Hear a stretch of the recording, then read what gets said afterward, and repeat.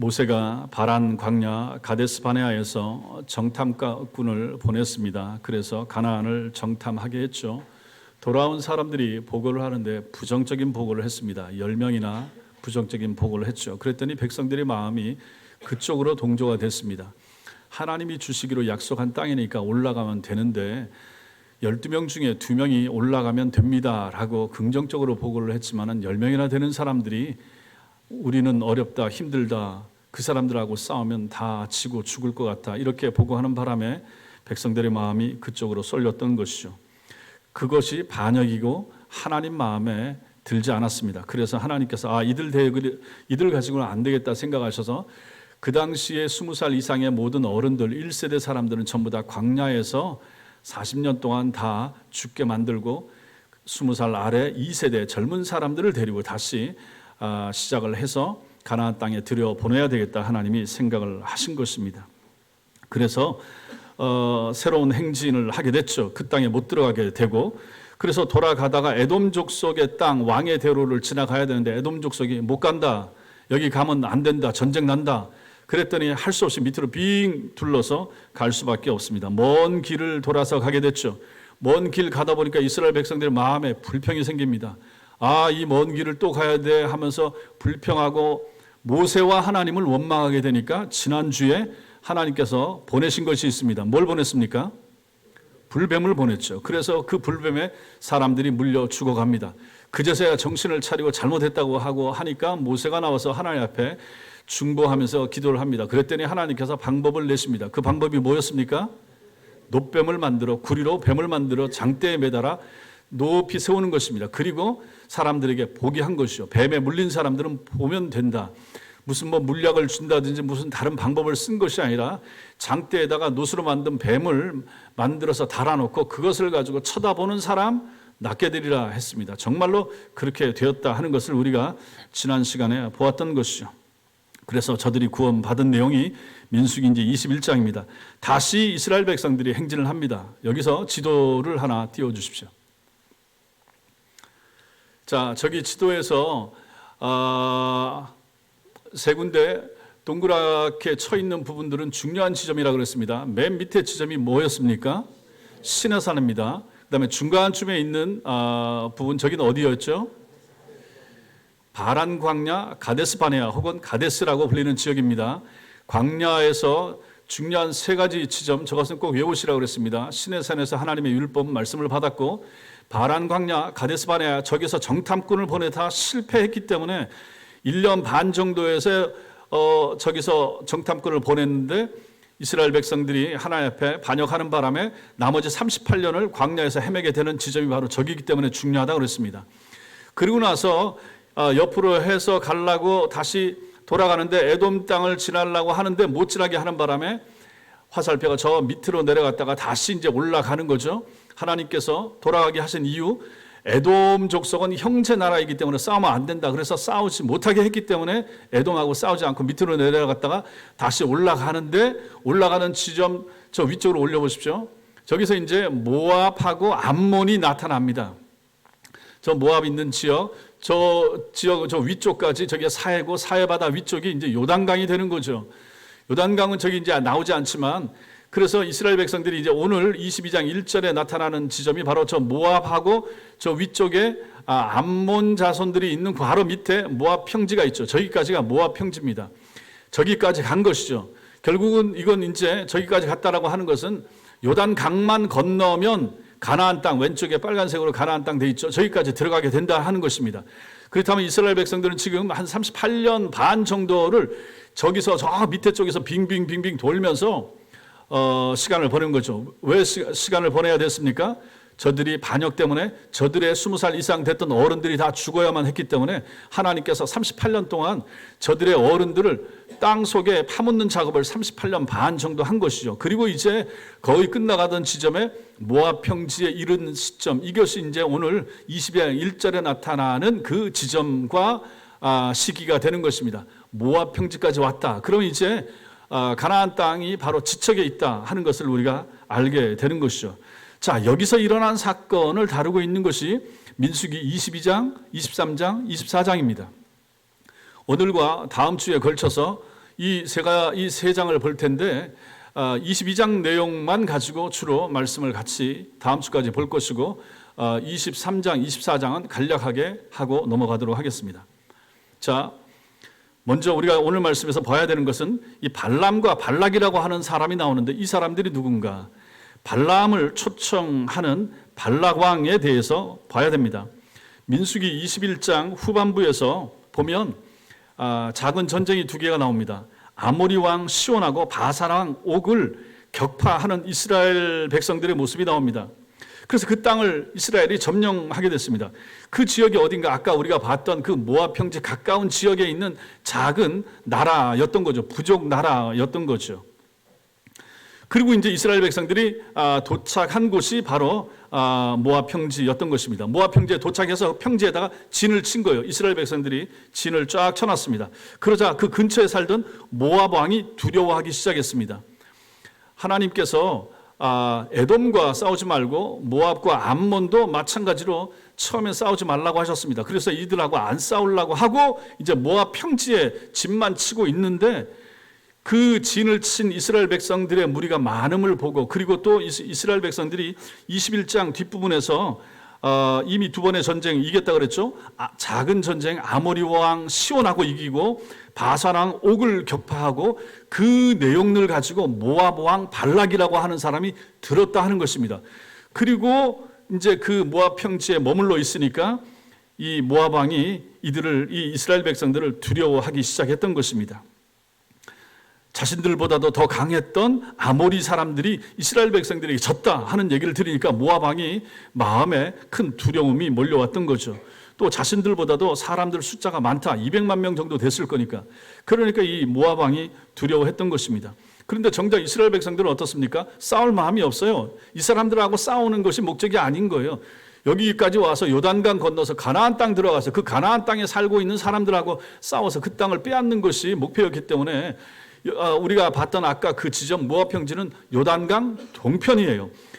이 이스라엘 백성들이 목표로 하는 지역은 요단강 서편이란 말입니다. 거기가 본격적인 가나안 땅이지 여기는 의미 있는 가나안 땅이 아니었던 것이죠. 아직 거기 못 미친 것입니다. 그러니 그 땅 사람들은 싸울 이유도 없었고 점령할 마음도 없었는데 그 땅에 살고 있는 모압 왕이 이제 지레 자기가 두려워하고 겁을 먹었다 하는 것입니다. 모압 왕 발락은 그래서 이걸 어떻게 할까 하다가 이제 4절처럼 거기 3절 보십시오. 2절 보십시오. 십볼의 아들 발락이 이스라엘이 아모리인을 쳐 부순 것을 듣고 보았죠. 3절에 그래서 모압이 심히 두려워했고 또 이스라엘 백성 숫자가 너무 많다. 그래서 이 이스라엘 자손들 때문에 고민하고 번민했다. 이렇게 말합니다. 그래서 뭘 하는가 4절에 미디안 장로들에게 옆에 있는 미디안 장로들에게 말합니다. 이 사람들이 이스라엘 사람들이 소가 밭에 풀 뜯어 먹는 것처럼 이렇게 사방에 깔려 있어서 이제 우리 나라 우리 땅도 야금야금 먹을 것 같은데 너무 두렵다. 우리 손을 잡읍시다. 이렇게 얘기하는 것입니다. 모압하고 미디안하고 본래 사이가 안 좋았었는데 여기서 이제 동맹을 맺게 되는 것이죠. 그리고 발락이 생각합니다. 이 정상적인 전쟁을 해가지고는 도저히 이스라엘을 이길 수가 없다 이렇게 생각한 거죠. 그래서 깨닫고 뭘 하나 방법을 내는 거죠. 그 방법이 무엇인가? 그게 바로 밑에 나오는 내용이 됩니다. 그 다음부터 당시 유명했던 저주를 전문으로 하는 마술사, 점쟁이, 무당이죠. 그 발람이라고 하는 사람을 불러와서 그에게 이 이스라엘 나라 지금 진을 치고 있는 이 이스라엘 나라를 저주하게 함으로써 이스라엘을 물리치고 이기려고 하는 생각을 했던 거죠. 그러니까 저주해서 이긴다. 우리 같으면 이게 무슨 저주해서 이길 것 같으면 우리가 북한을 향해서 저주하든지 하면 저거 이기지 않겠습니까? 근데 그 당시에는 이렇게 오래된 시대에는 그렇게 했다 하는 것입니다.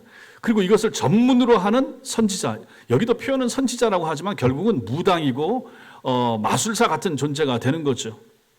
그 사람이 누군가? 발람이라고 하는 것이고 발람이라고 하는 것이 그 당시에는 이 일로 인해서 저주 전문 마술사, 저주 전문 무당으로서 굉장히 그 당시에 유명했던 사람이 발람입니다.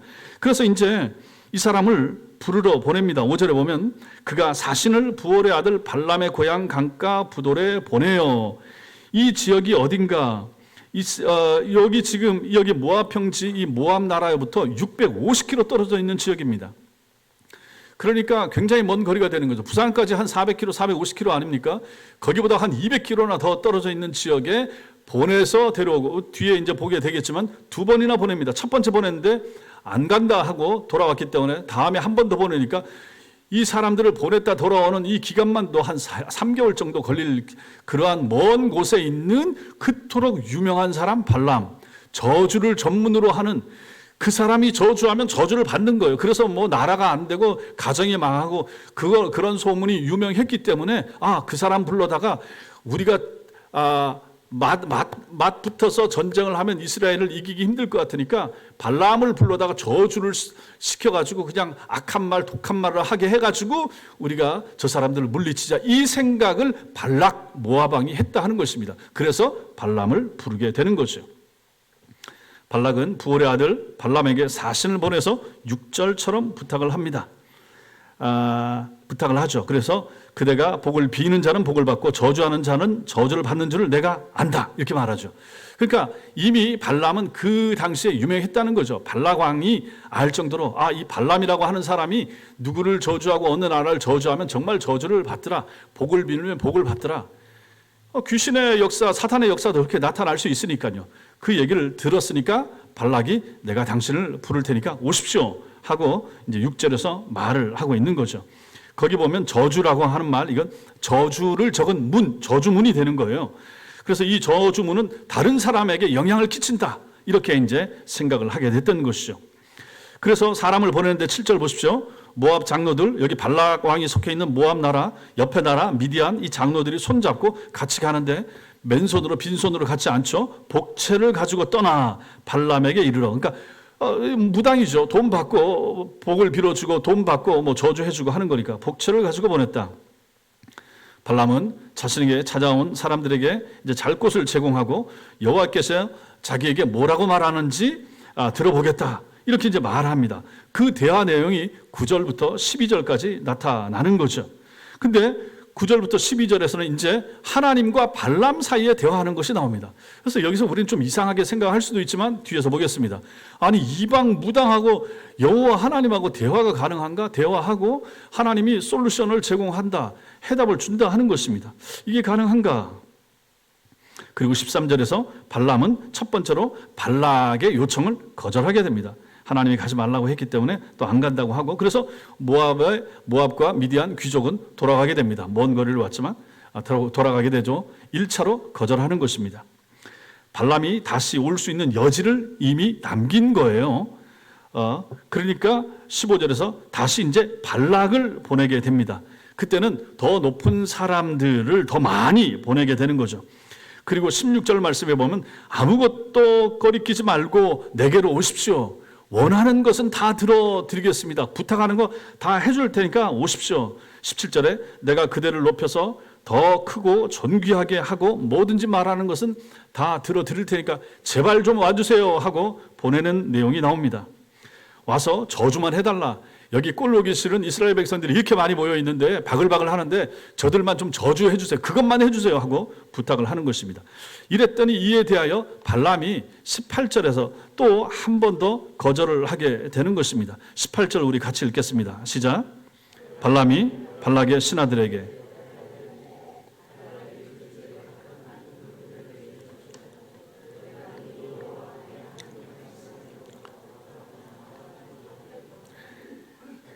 은금을 집에 가득 채워준다 할지라도 내가 그렇게 못하겠노라. 내가 하나님 말씀대로 해야지 너희가 돈을 아무리 많이 준다고 한들 내가 하겠느냐, 할 줄 알겠느냐, 이렇게 말합니다. 근데 여기서 뜬금없는 말을 하는 거예요. 은금을 가득 채워준다 할지라도 이 얘기를 하는 거예요. 은과 금, 폐물을 또 가득하게 준다. 그러니까 뭐의 마음이 있는 것입니까? 이 사람이 이 복채에 이 재물에 마음이 있다 하는 것이 이미 여기서 이제 드러나게 되는 거죠. 발람이 하나님의 말씀을 바르게 전하는 것보다는 재물에 더 마음이 있다 하는 것을 여기서 이제 눈치채게 됩니다. 결국 이게 무슨 말입니까? 더 많은 복채를 보내야 되지 않겠느냐? 이거 가지고 내가 가겠어? 지금 이 얘기를 하는 거죠. 그러면서 자신이 하나님의 대변인인 것처럼 말합니다. 12절에서 앞에서 하나님께서 가지 말라라고 했으면 안 가야 되고 전혀 아무 소리도 못하게 하고 잠도 재우지 말고 돌려보내야 마땅하지 않았겠습니까? 근데 그렇게 하지 않더라. 19절을 보십시오. 거기서는 두 번째 발락에 보낸 사람들을 돌려보내지 않죠. 하룻밤 자고 가게 하고 하면서 뭐라고 말합니까? 하나님이 이 밤에 혹시 나한테 뭐라고 메시지 줄지 모르니까 한번 기다려봐라. 이렇게 또 이제 여지를 남기는 거죠. 그러니까 이러한 발람의 탐심의 마음을 아시는 하나님께서 20절에 그럼 그냥 가라. 그냥 그 사람들 따라가라. 이 사람의 욕심 때문에 하나님께서 그냥 허용을 하시는 거예요. 22장 뒷부분은 우리가 이제 다음 주에 볼 것이고, 가다가 이제 우리가 잘 아는 나귀가 입을 열어서 말하는 내용, 마귀가 말하는 내용을 우리가 이제 보게 되는, 그건 이제 다음 주에 제가 설교하기로 하고, 결국은 발람이 발락의 초청을 받아서 따라가게 됩니다. 하나님은 원치 않으셨는데 따라가게 되죠. 자꾸 가려고 그러니까 좋다 그럼 가봐라. 이제 가게 하신 것이죠. 그래서 결국은 갑니다. 가서 했던 내용이 바로 23장과 24장에 나오는 내용이 되는 것입니다. 발락은 발람을 데리고 갑니다. 왜 불렀습니까? 저주를 시키려고. 저 꼴보기 싫은 이스라엘을 좀 저주해 주세요. 그렇게 불렀죠. 그래서 이제 이 사람들을 데리고 갑니다. 첫 번째로는 이스라엘 백성이 전부 다 보이는 바알의 신당 높은 곳에 올라갑니다. 그리고 거기 가서 저주를 시킵니다. 22장 41절 보겠습니다. 저 뒤에 보세요. 22장 41절 우리 같이 읽겠습니다. 시작. 아침에 발락이 발람과 함께하고 그를 인도하여 바알의 산당에 오르매 발람이 거기서 이스라엘 백성이 진 끝까지 보니라. 예. 그러면서 이제 거기서 23장에 보면 뭐 이것저것 준비해 주세요. 제사 지내는데 필요한 거 준비해 주세요. 수송아지, 뭐 숫양. 그리고 나서 이제 저주를 할 줄 알고 기다렸더니 저주를 하는 것이 아니라 오히려 축복하는 말을 하게 되는 것입니다. 그랬더니 발락이 황당해하는 거죠. 아니 저주를 해달라고 불렀는데 축복을 하게 되니까. 그랬더니 또 이 사람은 또 발람은 또 내가 여호와께서 내 입에 담아 주는 말만 하겠다고 하지 않았느냐 라고 하면서 말을 하는 거죠. 그랬더니 또 끌고 갑니다. 두 번째로 비스간 산 꼭대기로 데려갑니다. 23장 14절 보겠습니다. 23장 14절 읽겠습니다. 시작. 소빔들로 인도하여 비스가 꼭대기에 이르러 7 제단을 쌓고 각 제단에 수송아지와 수장을 드리니, 거기에 또 가서 또 제물을 쌓고, 자 여기서는 이제 저주 좀 해주세요. 저것들을 향하여 악한 말 좀 퍼부어 주세요라고 하는데, 두 번째도 또 축복의 말을 하는 것입니다. 저주해달라고 불렀는데 또 축복하는 말을 하는 거죠. 이번에 또 데리고 또 세 번째로 갑니다. 이제는 부올산 꼭대기로 갑니다. 23장 28절 23장 28절 28절 읽겠습니다. 시작. 발락이 발람을 인도하여 광야가 내려다 보이는 부올산 꼭대기에 이르니, 29절 발람이 발락에게 이르되 나를 위하여 여기 7 제단을 쌓고 거기 수송아지 7마리와 수장 7마리를 준비하소서. 이렇게 하면서 여기서 한 번 더, 자 이젠 진짜입니다. 앞에처럼 두 번이나 저주해달라고 했더니 축복했는데 그렇게 하지 마시고 이제 진짜 저주해 주세요 라고 했는데, 세 번째도 또 축복하는 말을 하게 됩니다. 마지막에 한 번 더 하게 되고 결국은 둘이 이제 갈라서게 되는 것이 23장과 24장에 나오는 내용이 되는 것입니다. 자, 그렇다면 우리가 여기서 두 번째로 이 사람 발람이 누군가를 좀 제대로 알 필요가 있습니다. 발람의 정체. 발람이 누구인가? 자, 첫째로 발람은 진짜 하나님의 선지자인가? 하나님이 이 사람에게 꿈의 말씀도 하시고 대화도 나누시고 할 말도 알려주시고, 이 사람이 정말 하나님의 참된 선지자인가?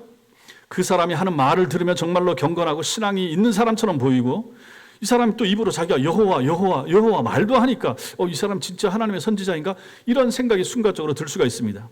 그러나 그의 정체는 성경의 다른 부분들을 통하여 이 사람이 누군지 정확히 알 수가 있습니다. 민수기 31장 8절 민수기 31장 8절 같이 읽겠습니다. 시작. 그 죽인 자 외에 미디안의 5 왕을 죽였으니 미디안의 왕들은 예위와 레겜과 수르와 후르와 레바이며 또 부올의 아들 발람을 칼로 죽였더라. 저 뒤에 되는 거죠. 결국은 이스라엘 백성들이 그 주변을 싹 쓸어버리는 거죠. 요단강 동편에선 전쟁 안 하려고 했는데 이 사람들이 다 찝쩍거리고 이렇게 하니까 하나님께서 가만히 두면 안 되겠다, 전쟁해라 해서 전쟁을 해서 쳐 부수는데 모압 왕하고 저기 미디안 왕을 다 쳐부수는데 맨 마지막에 부올의 아들 발람 칼로 죽였더라. 이 사람이 이렇게 예언하고 물론 축복하는 말을 하고 돌아가서 고향에 살고 있는데 점령해서 싹 죽인 것입니다. 아니 참된 하나님의 선지자여 종일 것 같으면 왜 죽였겠습니까? 아니었으니까 죽였다 하는 것이죠. 여호수아 13장 22절도 이걸 보여줍니다. 시작. 이스라엘 자손이 그들을 살육하는 중에 부올의 아들 점술과 발람도 칼날로 죽였더라. 나중에 이제 가나안 땅에 들어가서 여호수아가 들어오기 전에 있었던 일을 회고하면서 하는 말 중에 나오는 거예요. 점술과 발람도 칼날로 죽였더라. 여호와의 선지자 발람이 아니고 점술과 발람 칼날로 쳐 죽였다 하는 것입니다. 저렇게 성경이 언급하는 걸 보니까 이 사람 가짜였다 하는 걸 알게 되는 거죠. 이뿐만 아닙니다. 신약 성경에도 발람이 나옵니다. 베드로 후서 2장 15, 16절 시작. 그들이 바른 길을 떠나 미혹되어 부올의 아들 발람의 길을 따르는도다. 그는 불의의 삭슬 사랑하다가 자기의 불법으로 말미암아 책망을 받되 말하지 못하는 나귀가 사람의 소리로 말하여 이 선지자의 미친 행동을 저지하였느니라. 이게 다음 주까지 나올 저것과 이어지는데, 아니 나귀도 앞에 하나님의 사자가 서 있는 것을 보는데 선지자라고 하는 것이 눈이 가려져서 그걸 못 볼 정도니까 얼마나 정신이 없는가. 그리고 이 선지자 이 사람이 했던 것이 무언가 미친 행동이었다. 미친 행동을 하나님께서 막기 위해서 나귀가 그런 일을 하게 했다는 것입니다. 그 앞으로 넘겨보십시오. 15절. 그들이 바른 길을 떠나 이스라엘 백성들이 미혹되어 부올의 아들 발람의 길을 따르는도다. 요 뒤에 이제 26장에 가면은 이제 그 음행하는 일이 나타납니다. 그게 뭔가 이제 부올의 아들 발람의 길을 따르는 그러한 일이 되는 것이고, 아무튼 이 발람은 불의의 삭슬 사랑하다가 칼날로 죽임을 당한 잘못된 사람이다. 미친 행동까지 했다. 이렇게 말합니다. 그리고 유다서 1장에도 보면 삭슬 위하여 발람의 어그러진 길로 몰려갔다. 이렇게 말한 걸 보니까 이 발람은 참 선지자가 아니다 하는 것을 알게 됩니다. 이 사람은 탐욕의 길, 불의의 삭슬 사랑하는 길로 갔던 사람이었던 것이죠. 하나님의 말씀을 듣기도 했지만 하나님의 말씀에는 관심이 없었고, 이 사람의 관심은 성경이 말하는 것을 보니까 재물에 관심이 있더라, 돈에 관심이 많더라, 탐심이 가득했다 하는 것이죠. 돈에 관심이 많은 사람이 하나님의 말씀에 관심이 있을 리가 없었던 것입니다. 성도 여러분, 우리 시대도 마찬가지입니다. 탐욕이 중심에 있고 돈이나 나 중심, 이런 것, 내가 중요하다, 내 가족이 제일 중요하다, 이렇게 살게 되는 사람에게는 말씀이 중요하지 않게 될 것입니다. 하나님의 뜻에 시간을 드리고 하나님의 말씀대로 사는 것이 큰 의미가 없다, 이런 마음이 들 수가 있는 것이죠.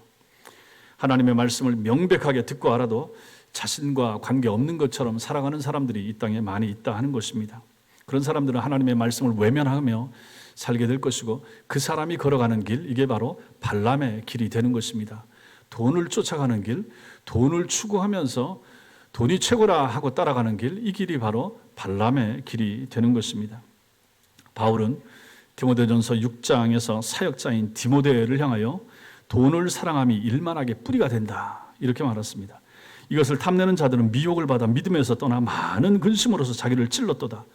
돈 사랑하다가 돈 쫓아가다가 근심 걱정 생겨서 그 근심 걱정이 너를 찌른다, 이렇게 말하지 않습니까? 돈 때문에 자기를 찌르는 사람이 얼마나 많습니까? 돈 때문에 사고 치는 사람이 얼마나 많습니까? 돈 때문에 칼을 들어서 다른 사람의 목숨을 해하는 경우가 얼마나 많습니까? 그 돈이 뭐라고? 그 돈 때문에 심지어 다른 사람을 찌르지 못하면 돈 때문에 자살하는 경우가 얼마나 많습니까? 돈을 떼이고 돈 때문에 사기당하고 그런 것 때문에 결국은 일가족이 죽고 하는 것을 우리는 이렇게 추석이 되고 하면서 또 그런 것이 뉴스에 많이 나오는 것을 듣고 본다 하는 것입니다. 돈이 뭐라고 저렇게까지 해야 되는가 하는 생각이 들게 되지 않습니까? 이것을 이미 성경은 말하고 있는 거죠. 돈을 사랑함이 일만하게 뿌리가 된다. 돈을 사랑하는 것이 일만하게 뿌리라면 사역자, 목회자들만이 아니라 성도들도 마찬가지 아니겠습니까? 돈을 얼마나 주의하여 조심하여 다뤄야 되겠습니까? 오늘날 얼마나 많은 목회자와 얼마나 많은 성도들이 이 문제 때문에 실족하고 시험 들고 타락하는 줄 우리는 다 모릅니다. 드러나지 않으니까요. 성도들 중에는 돈을 사랑하면서도 얼마든지 신앙생활 잘할 수 있습니다, 이렇게 말하는 사람들이 있고, 돈만 하나님이 나한테 줘보십시오, 내가 헌금 많이 합니다, 이렇게 말을 하는 사람들도 꽤 많이 있습니다. 목회자들도 돈을 사랑하면서도 얼마든지 목회를 잘할 수 있다, 이렇게 생각하는 목회자들도 꽤 있습니다. 그렇다면 바울이 이 말을 했겠습니까? 돈을 사랑함이 일만하게 뿌리가 된다고 했겠습니까? 거기서 벗어나라 하는 것입니다. 성도들도 마찬가지고 사역자도 더더욱 돈에 탐심을 두지 말라, 마음을 두지 말라, 이렇게 말하고 있지 않습니까? 그 돈이 우리를 어떻게 만듭니까? 분별력을 상실하게 만드는 것입니다. 돈 때문에 영적인 분별력을 잃게 되는 것이고, 돈에 정신이 팔리다 보니까 영적인 소경이 되는 것입니다. 돈 때문에 주님을 못 보게 되는 거예요. 돈 때문에 주님을 섬기고 가야 될 길을 잃어버리게 되는 거예요. 돈에 정신이 팔려서 이렇게 된다. 분별력을 상실하게 된다. 그러다 보니까 인생의 길을 잃어버리는 경우가 얼마나 많은가. 예배해야 되는데, 하나님을 섬겨야 되는데, 돈 때문에, 내가 벌어야 될 이 일 때문에 그 길로 가느라 하나님을 예배하지 못하고 말씀을 듣지 못하고 예배의 자리에 성도들과 함께 있지 못하는 것 때문에 내 영혼에 얼마나 큰 지장과 손해를 끼치는가 하는 것을 생각을 해야 되는데, 이것을 못하더라 하는 것입니다. 그러니까 마귀가 아주 강력한 무기를 사용하는 거죠. 이 시대에 마귀가 우리에게 던지는 큰 유혹, 물질, 탐심, 물질에 대한 욕심이다 하는 것을 우리는 오늘 말씀에서 보게 되는 것입니다. 발람은 이렇게 보니까 아하, 참된 하나님의 선지자? 아니었다. 가짜였다. 사꾼이었다. 돈에만 관심이 많았다 하는 것을 알게 되면, 두 번째로 우리가 여기서 또 이 발람을 통해서 보아야 되는 것은 무엇인가?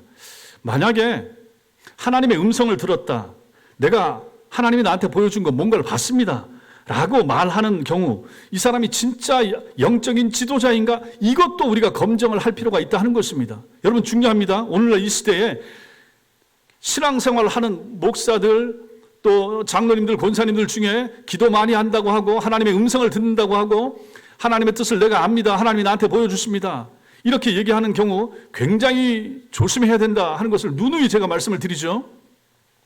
필요하면 물론 하나님이 목회자를 통해서 얘기할 수도 있습니다. 그러나 여러분이 기도하면 하나님이 여러분에게 얘기하시지 왜 다른 사람을 통해서 하십니까? 물론 목회자를 통해서는 충분히 할 수가 있다. 또 나를 위해서 기도 많이 하는 우리 어머니나 부모님을 통해서 할 수가 있다라고 하는 가능성도 인정합니다. 그럼에도 불구하고 검증하시라, 잘 살피시라 하는 것입니다.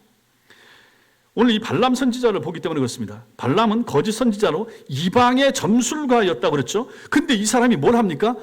하나님과 대화를 나누는 것입니다. 이방 무당인 거예요. 무당이 하나님과 내가 대화를 나눴다고 하고 그 모압 왕이 찾아오니까 그에게 내가 하나님의 음성을 들어서 말할 테니까 기다려봐라, 이렇게 말을 하더라 하는 것입니다. 어떻게 이런 일이 가능할까? 가능하겠습니까? 가능합니다. 왜 그렇습니까? 성경에서 이런 내용이 나오기 때문입니다. 찾아보지 않겠지만 창세기 20장 6절과 7절에 보면 아브라함 때 하나님께서 그랄에 사는 아비멜렉에게 꿈에 나타나서 말씀하십니다. 그 여자 사라를 얘기하는 거죠. 너 건드리면 안 된다, 임자 있다, 이렇게 얘기하잖아요. 꿈에 이방 왕한테 꿈에 하나님이 직접 나타나서 말하는 게 나온다 하는 것이죠. 창세기 41장 25절에 바로의 꿈에 하나님께서 앞으로 하실 일 7년 풍년 7년 흉년에 대한 걸 보여주잖아요. 하나님께서 하고자 하는 일이 있을 때 이방 왕 꿈속에도 들어가서 당신의 메시지를 정확하게 보여주고 그것을 요셉에게 알려줘서 해몽하게 하시더라 하는 것입니다.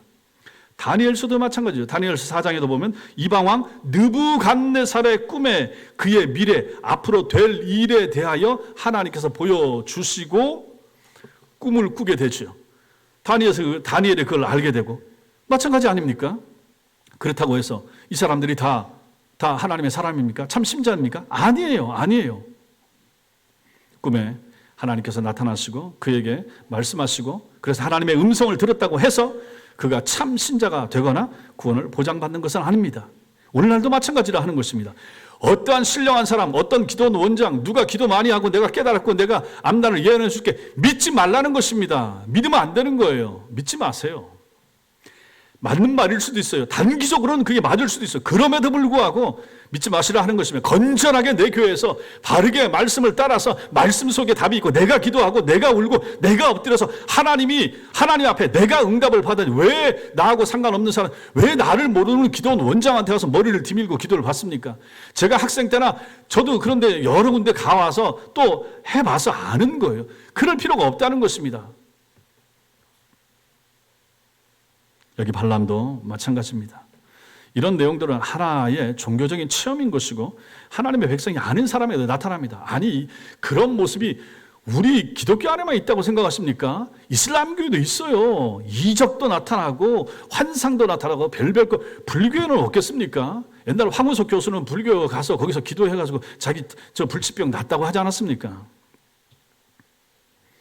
따라서 하나님의 백성들은 신앙의 중심을 이런 거, 꿈, 환상, 음성, 이러한 여기에 기이한 종교적인 체험, 여기에 절대로 두어서는 안 된다 하는 것을 우리는 다시 여기서 보게 됩니다. 하나님께서 구약에서 그런 것들을 사용하시긴 하셨지만 곧 그것이 우리의 구원을 보장하거나 하나님의 백성들을 성숙하게 하는 효력을 발휘하는 것이 아니었다 하는 것을 꼭 기억하실 필요가 있습니다. 하나님과 관계없는 거짓 선지자들도 얼마든지 그런 일을 할 수가 있기 때문입니다. 오늘날도 마찬가지 아니겠습니까? 그래서 오늘날 목사들 다 믿지 말라 하는 것입니다. 다 마찬가지예요. 다 마찬가지입니다. 마태복음 7장 22절에서 주의 이름으로 선지자 노릇하고 귀신을 쫓아내고 권능을 행한 것이 참된 하나님의 선지자의 증거가 되느냐? 그런 사람들을 주님 앞에서 나중에 내가 너 모른다 할 사람들이 얼마나 많을 것인가 하는 것이죠. 믿지 말라 하는 것입니다. 이적과 놀라운 현상 나타난다고 믿지 마세요. 따라가지 마세요. 현혹되지 마십시오. 신명기 13장 1절부터 3절 거기도 마찬가지입니다. 이적과 기사가 나타난다. 그렇다 한다 할지라도 믿지 말고 따라가지 말라라고 주님이 친히 말씀하시는 것이 여기에 나타납니다. 예언하거나 꿈으로 점치는 자들도 분별하라라고 말씀하십니다. 발람이 바로 그러한 사람 중에 하나였던 것이죠. 그러므로 이러한 현상들이 오늘날도 있을 수 있는데 많은 목회자들 가운데서도 어떤 목회자들이 이런 것으로 유혹을 하고 내가 예언 기도해 주겠습니다. 따라가지 말라는 것입니다. 기독교 무당이에요. 여러분들 중에는 없겠지만은 연초가 된다든지 뭐 이렇게 해서 혹시라도 점을 친다든지 앞날 우리 애 뭐 결혼 어떻게 될까 하지 마세요. 그것은 귀신에게 영혼을 파는 행위가 되는 것입니다. 하나님이 우리 앞날에 대해서 모르게 하신 것은 당신의 뜻이 있기 때문에요. 그리고 그 뜻이 무엇입니까? 내일 일은 내일 내가 책임진다 하는 것입니다. 그래서 모르게 하신 거예요. 하나님이 모르게 하신 영역을 왜 알고 싶어 하십니까? 그걸 저한테 알려주면 얼마나 좋겠습니까? 여러분들의 앞날에 대하여, 여러분들 기도 제목에 대하여. 그것만 되면 정말 하나님 교회 금방 부흥하겠습니다. 그러지 않겠습니까? 주의 종 영계의 사자 시흥에 나타나다 해가지고 간판 붙이고 하면, 그리고 기도 제목 가지고 오고 병 가지고 오면 제가 낫게 해주고 하면 얼마나 좋겠습니까? 하나님이 교회가 그렇게라도 부흥했으면 좋겠어요 하고 옛날에 기도한 적도 있어요. 근데 그 기도 안 들어주시더라고. 하나님의 뜻이 아닌 것입니다. 하루하루 답답하지만 어렵지만 울면서 내가 기도하면서 하나님 앞에 무릎 꿇고 걸어가기를 기어가기를 원하시는 것이 하나님의 뜻이고 방법인 것입니다. 그러므로 하루를 잘 사는, 오늘 하루가 중요한 거예요. 어제 끝입니다. 내가 뭐 돌아본다고 한들 의미 없습니다. 이제 오늘이 중요해요. 내일 내 시간이 아니에요. 내일은 내일의 주인이신 하나님이 알아서 하실 것입니다. 그러므로 오늘 믿음 생활을 잘하는 것이 필요하다 하는 것이죠. 추가로 발람이 거짓 선지자인 것을 보여준 증거가 오늘 말씀 12절입니다. 여기 보면 하나님이 세 가지 말씀하시죠. 그들과 함께 가지 말라. 첫째. 둘째로 그 백성 저주하지 말라. 이스라엘 백성. 세 번째, 이스라엘 백성들은 복을 받은 자들이다. 세 가지를 말합니다. 근데 13절을 보면 이 발람은 하나만 말하죠. 내가 너희와 함께 가기를 하나님이 허락하지 않았다. 이 사람 가짜입니다. 하나님이 말하면 세 가지를 말하면 세 가지를 다 말해야죠. 오늘날도 마찬가지지만 하나님이 성경에서 말씀하시는 거 다 지켜야 됩니다.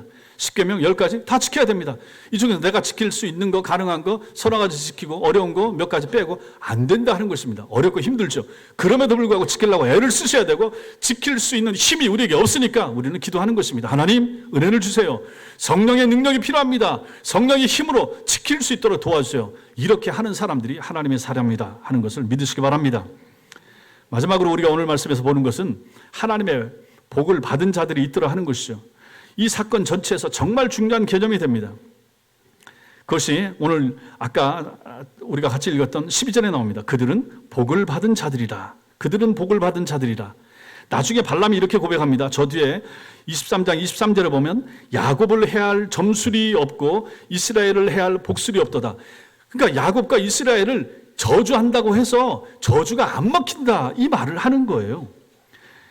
발람은 민수기 23장 19절에도 이렇게 말합니다. 하나님은 사람이 아니시니 거짓말하지 않으시고 인생이 아니시니 후회가 없으시도다. 어찌 그 말씀하신 바를 행하지 않으시며 하신 말씀을 실행하지 않으시랴 이렇게 말합니다. 하나님은 변함이 없다는 것이죠. 사람처럼 변덕쟁이가 아니라, 그리고 하나님은 당신의 말씀을 온전히 성취하시는 분이시라 이렇게 말합니다. 내가 이 백성 사랑한다. 내가 이 백성 복준다. 그럼 그대로 사랑받고 복을 받는 거예요. 그 얘기를 여기서 말씀하는 것입니다.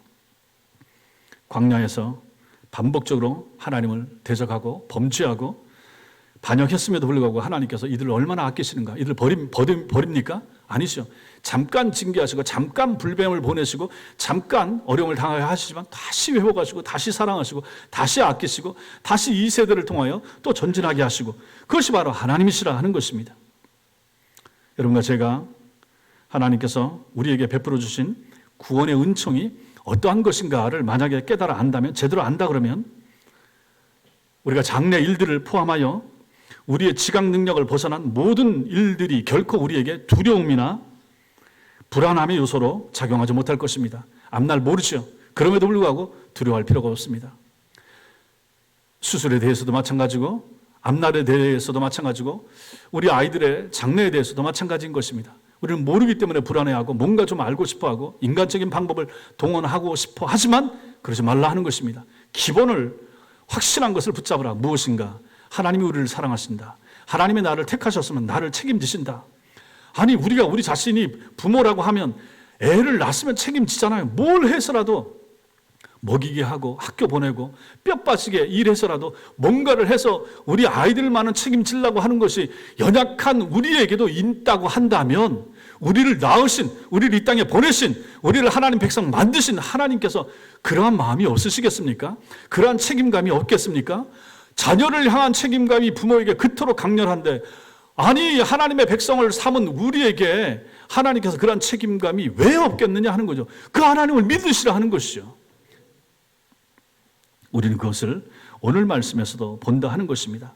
이 땅의 그 어떤 것도, 그 어떤 사건도 그리스도 안에 있는 우리, 하나님의 복을 받은 우리를 저주할 수 있는 것은 없다는 것을 우리는 오늘 말씀에서 배우게 되는 것입니다. 그리고 그 모든 저주 있어도 상관이 없어요. 왜 그렇습니까? 예수 그리스도께서 대신 받으셨거든요. 그리고 예수님께서는 그 저주를 오히려 축복으로 바꾸시는 분이 예수님 아니십니까? 그것이 바로 발람의 사건을 기록하셔서 하나님의 자녀들에게 주시는 하나님의 놀라운 확신이고 위로가 되는 것입니다. 그러므로 성도 여러분, 질병도, 사업의 실패도, 심지어 결혼의 실패도, 사랑하는 사람을 잃어버리는 일도, 직업을 잃어버리는 일까지도, 심지어 죽음까지도, 그 어떤 것도 우리에게는 저주가 되는 일이 없다. 믿으시기 바랍니다. 이것이 바로 신자의 확신이 되어야 되는 것입니다. 아무리 어렵고 힘든 일이 생겨도 하나님이 나를 저주하셔서, 하나님이 나를 버리셔서 이 일이 내 생애에 일어난다라고 생각하지 마시라 하는 것입니다. 그렇지 않습니다. 일어나는 일을 보고 하나님의 사랑을 평가하지 마세요. 하나님은 사랑하십니다. 사랑함에도 불구하고 어려움이, 힘든 일이 일어날 수 있다. 믿으시기 바랍니다. 그것을 로마서 8장이 우리에게 잘 보여줍니다. 로마서 8장 우리 같이 한번 읽겠습니다. 시작. 누가 우리를 그리스도의 사랑에서 끊으리요? 환난이나 곤고나 박해나 기근이나 적신이나 위험이나 칼이라. 기록된 바 우리가 종일 주를 위하여 죽임을 당하게 되며 도살당할 양같이 여김을 받았나이다 함과 같으니라.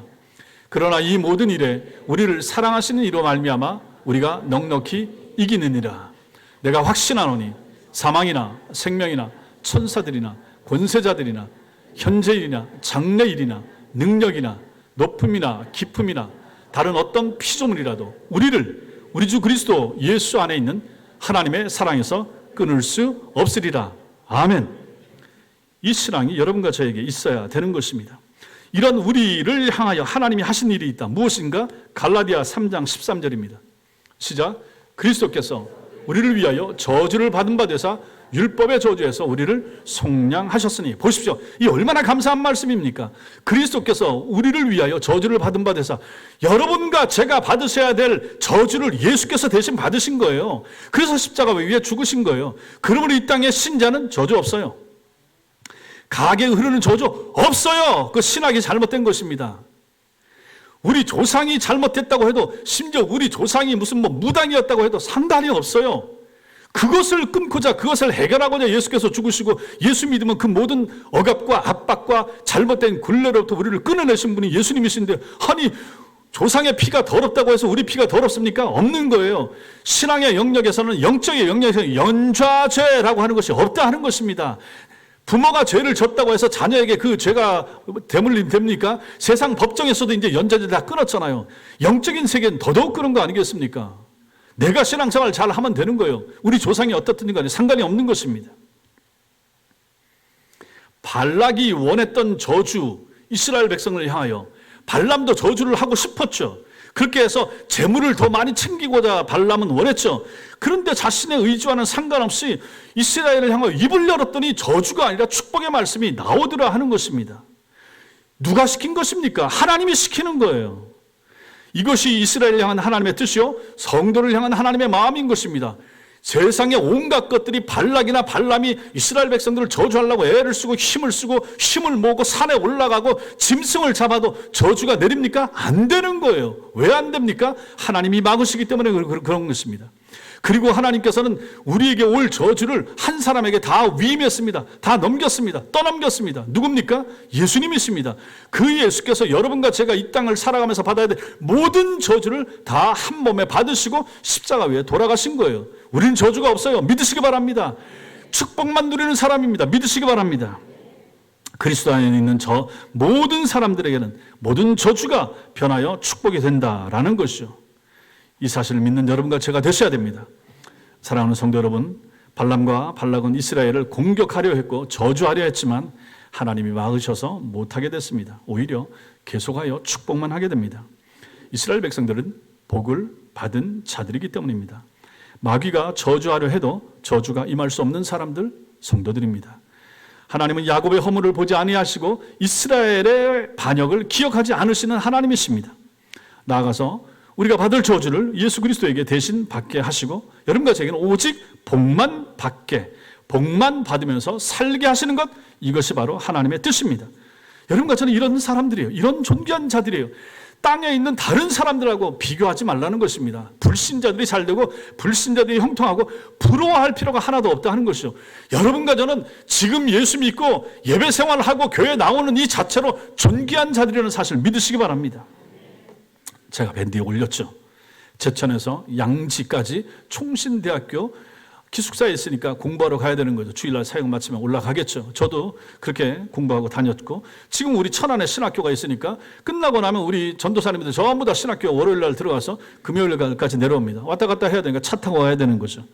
그래서 제가 밴드에 읽었던 어느 목사님의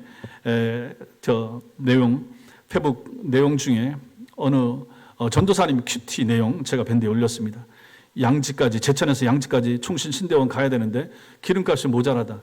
아내한테 얘기하려고 하니까 집안에도 돈이 없어서 아내도 애들 데리고 약 사러 가야 되는데 40분을 걸어서 갈 정도라고 하니까 기름값이 없으니까 뭐 그때는 교회에서도 타지도 못할 형편이었나, 그런 형편이었나 봅니다. 그러니까 자기 돈 내서 기름 사서 가야 되는데 가다가 설 것 같아서 할 수 없이 가긴 갔죠. 그런데 불이 들어올 시점이 되고 불이 들어오고 여주 휴게소 가서 밤에 10시, 11시에 돼가지고 참 자기 신세가 딱하다. 이 정도 돈도 없는가? 내가 이렇게 신앙생활을 해야 되고 내가 이렇게 이 주의 종의 길을 가야 되는가? 전도사 일을 해야 되는가? 그렇지 않겠습니까? 저도 뭐 그 비슷한 것을 겪었기 때문에 그 전도사님의 내용이 마음에 와 닿는 거예요. 그러니까 뭐 거기서 차를 세워놓고 우는 거죠. 하나님, 돈이 없는데 어찌하면 좋겠습니까? 근데 그렇게 기도를 차에서 하고 있는데 그 봉고차에 문을 두드리는 거죠. 밤 11시 정도에. 누군가 봤더니 어느 모르는 아주머니가 와서 문을 두드리고, 여보세요. 요 밖에 교회 그 차 마크가 붙어 있으니까 교회 차 밤에 그렇게 몰고 다니는 사람 누구겠습니까? 전도사님 목사인데 뭐 어려 보이니까 전도사겠죠. 전도사님이십니까? 예. 왜 이러고 계십니까? 그러니까 돈이 없어서 차 기름이 없어서 양지까지 못 가서 이러고 있습니다. 말을 못 하니까 피곤해서 좀 쉬고 있습니다. 그런 거죠. 그러세요 하고 이제 문을 닫고 갔죠. 그래서 이제 조금 기다리는데 다시 문을 두드리고 그분이 와서 이거 가지고 밥이라도 드세요 하고 5만 원을 주더라. 3번을 읽었는데 3번 읽으면서 눈물이 나더라고요. 우는 사람에게 하나님께서 주신다. 근데 우리 하나님이 50만 원이나 뭐 500을 주시는 거야 아니라 꼭 필요한 만큼 4만 원 기름 넣고 10,000원 가지고 톨비 내고 갔다 와서 집에 돌아왔더니 또다시 경고등 불이 들어오고, 우리 하나님이 이렇게 하신다. 그럼에도 불구하고 하나님이 우리를 보신다. 성도 여러분, 여러분의 생애에 이런 거 없겠습니까? 있죠. 하나님이 돌보신다. 세미하게 도우신다. 어려웠을 때 큰 거 작은 거 하나님이 도우시고 인도하신다. 그게 믿음 아니겠습니까? 뭐가 축복입니까? 로또가 돼야 축복입니까? 큰 일이 터져야, 크게 잘 돼야, 아이들이 형통해야 큰 복이겠습니까? 하루하루 살아가면서 작은 문제 생기고 하나님 이거 도와주세요 했을 때 하나님이 세미하게 도우시고 조금 도우시고 한 걸음 걷게 하시고, 이게 하나님의 은총 아니겠습니까? 성도 여러분, 이게 철로 역정인 거예요. 이렇게 믿음 생활하는 거예요.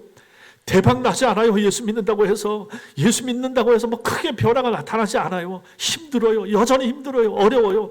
추석 때 신앙생활하기 힘들어요. 불신자 믿지 않는 가족들하고 같이 어울리는 거 얼마나 어렵습니까? 그럼에도 성도 여러분, 우리는 이 길을 가도록 부름받은 사람들입니다. 이게 복받은 사람들이에요. 이게 하나님의 백성들은 복받은 자들이라고 말씀하시는 성경이 우리에게 가르쳐주는 의미라고 하는 것입니다. 성도 여러분, 믿음 가지고 사시기 바랍니다. 나는 복받은 자들입니다 라고 하는 사실 믿으시기 바랍니다. 이 믿음 안에서 하루하루 사시기 바랍니다.